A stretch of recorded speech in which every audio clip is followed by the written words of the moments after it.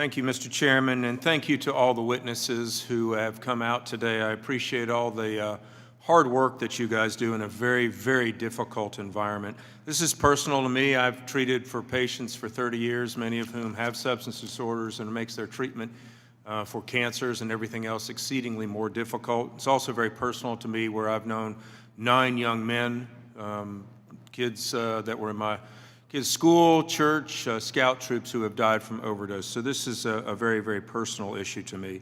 The pandemic obviously presented many disturbing societal and challenges and implications to public health that I believe deserve some retrospective analysis.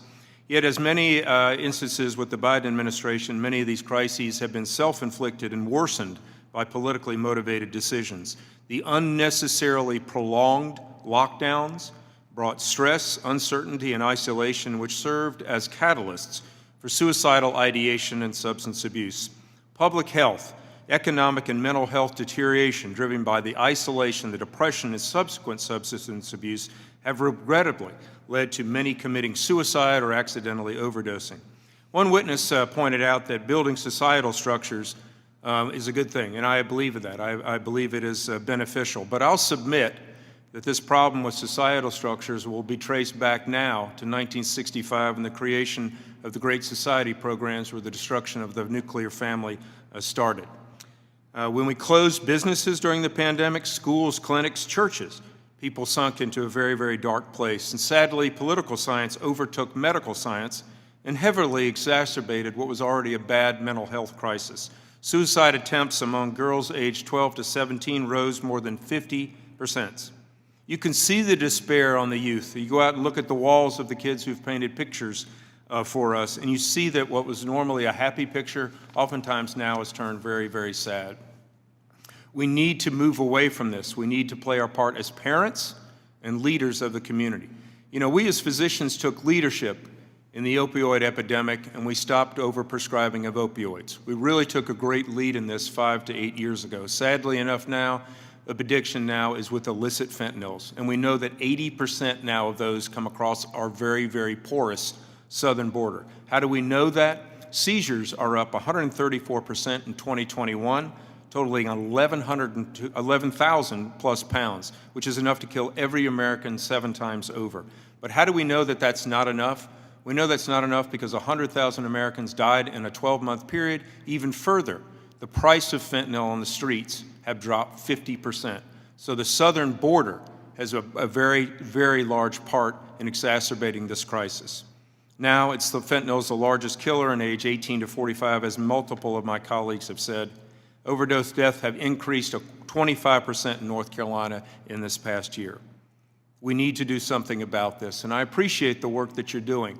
Ms. Halsey, my deepest condolences to you and sympathy upon the loss of your parents, a tragedy. Let me ask a question of this. You spoke of the need to enhance the substance abuse use disorder treatment workforce in your testimony in Section 71 of the Support Act, which was a loan repayment program established to incentivize students to enter the profession. Are there any avenues that you feel could enhance movement to this program to provide personalized care to different geographic regions which require a diverse set of needs? Thank you so much for highlighting that. I do think that there are enhancements, whether it's more loan repayments, it's incentivizing more bachelor's and master degree licensed positions, kind of going upstream in the sort of workforce place, and how do we have more people entering the addiction workforce, engaging high school and college students to talk about this as a priority. And then even as we incentivize and bring people into the space, if we don't pay them the same as other healthcare specialties, how do we retain our workforce? There's an amazing provider in Illinois, and he was sharing that the reimbursement rate for the case managers and the counselors he works with is minimum wage. It's $15 an hour. So you're working with clients and putting them in a manufacturing position at $30 an hour when you're making half that. So we need to address the pay disparities and make sure that we can keep our workforce focused on this growing health condition that needs to have a whole host of clinicians ready to treat our patients. Great, thank you.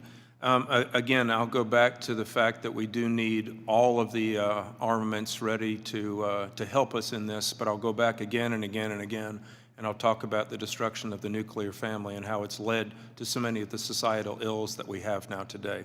I'll just end because I agree with my colleague across the aisle about the criminalization, some of addictions in different forms. Addiction is a disease. It changes your brain chemistry. Period, point blank. I don't care if it's prescription opioids. I don't care if it's heroin or crack cocaine. It changes your brain. And I do agree. Incarceration for individuals, yes, it should be done for people pushing, but I believe in our prisons we really need much more of a mental health intervention on those individuals, because the recidivism rate for individuals who have mental health disorders and addiction to opioid and these other substances is not miraculously, is tremendously high. So interventions really within our criminal justice program are necessitated at this point in time.